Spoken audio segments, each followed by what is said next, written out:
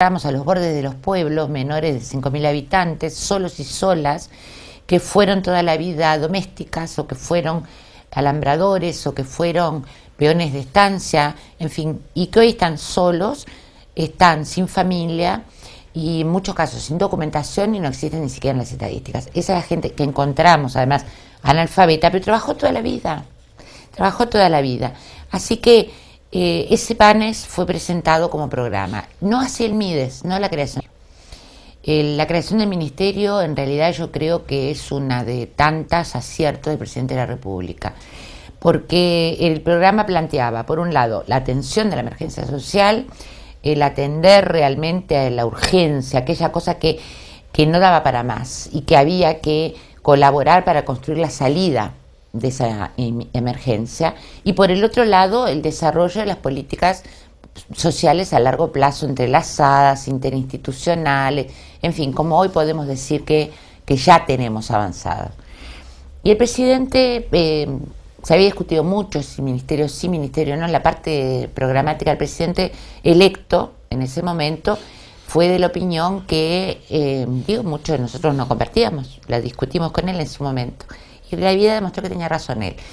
Él dijo, para poder realmente articular con los demás organismos, el chacrismo que reina en el Estado, por más que haya voluntad, como hay de todo el equipo de gobierno, para poder articular con el BPS, como trabajamos también, con salud pública, con la educación, con el INAU, con economía y finanzas, con la OPP, tiene que ser un ministerio articulador, no un superministerio que hace todo, sino un ministerio que articula, que optimiza los recursos, pero que además convierte las políticas sociales realmente en una red de protección, es decir, una nueva red de protección social. Es un cambio cultural. Es un cambio cultural.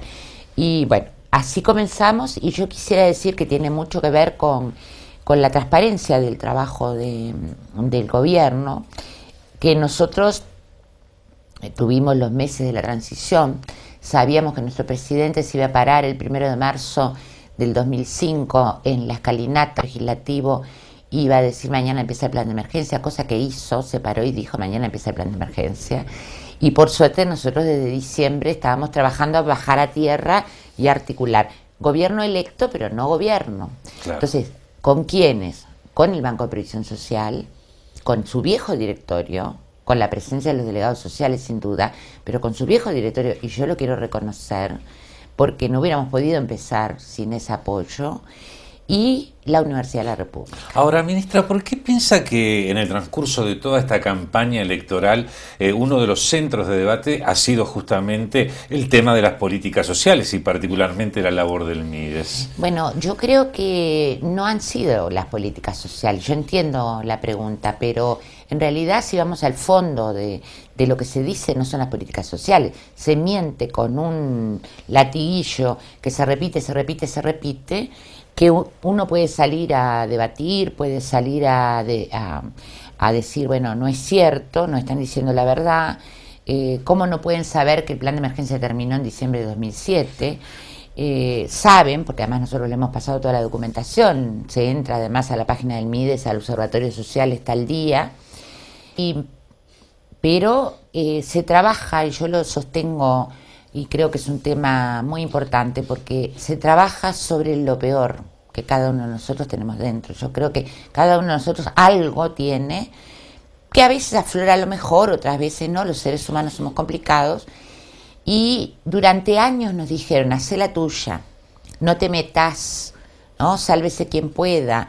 Resolvamos durante todos los años el pensamiento imperante, dominante en los 90, es el pensamiento neoliberal, es el pensamiento del egoísmo, de la insolidaridad.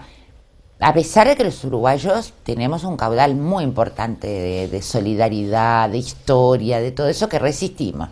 Pero aquello era, ¿no? Y el Estado ausente, el Estado que no se ocupa, el Estado... Sí, las políticas sociales no son políticas sociales, yo desde mi estatura, se supone que tengo una estatura en la cual miro por arriba de la nariz al otro y le doy algo, le regalo. Si hubiéramos salido capaz que a repartir beneficencia, no hubieran criticado.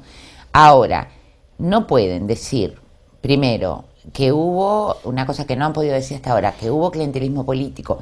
¿Por qué? Porque hemos demostrado fehacientemente cómo el Instituto de Economía de la Universidad de la República genera los indicadores con los cuales se construye el índice de carencias críticas. Ingresos, no solo ingresos, pero además qué hay en el hogar, cuáles son el nivel educativo de la gente. Ahí descubrimos los analfabetos. A nadie ahí se le descubrimos preguntó los a qué ciegos. partido pertenecía, ¿no? A nadie se le preguntó, incluso más. Hemos sido bastante duros con todos, empezando por los nuestros primero, los primeros meses. ¿Por qué? Porque los primeros meses, tanto que siempre recordamos un intendente, que por cierto no era del partido de gobierno, que dijo, pero era en serio esto de que no se repartía así, ¿no? Entonces, se visitaba el hogar una vez o más, se ingresaba a la base de datos que hasta el día de hoy están en el BPS, y después, bueno, entraba todo eso, ¿verdad? Pasaba por el indicador, y el indicador de carencias críticas, el algoritmo matemático, señalaba realmente quiénes quedaban y quiénes no. No conformes con esto, se chequeaba, porque había veces que nosotros mirábamos y decíamos, el formulario parece que no, entró, hay dudas, o al revés, ¿no? Habíamos ido a la visita, nos pasó con los solos y solas. Los solos y solas nos pasaba que no lo atrapaba el índice de carencias críticas, se nos daba 0. Nosotros decíamos, 0 carencias críticas no puede tener nadie. Entonces, era porque había que ajustarlo en la medida en que el hacinamiento pesaba mucho, por lo tanto, el que estaba solo se nos caía, digamos, de esto. Es una cosa que es graciosa, porque es tierna. La gente cuando mandaba la carta y para reclamar, porque recibimos miles de cartas de reclamos, y fuimos a corroborar, y fueron las asistentes sociales, la gente ponía señor o señora Bach, que en realidad, porque lo que aparecía en el expediente, en pantalla, parecía que Bach, ¿no? Que había entrado por Bach, o sea, había entrado por el volcado de los datos y pasó por el algoritmo. Entonces la gente calculaba que había un señor Bach que era el que decía quién entraba y quién no entraba. Ahora, vamos a tomar algunas frases o algunos elementos de controversia que se han manifestado a lo largo de las últimas semanas, ¿no? Por ejemplo, un aspirante a la presidencia de la República que decía le damos dinero a 80.000 atorrantes para que no hagan nada.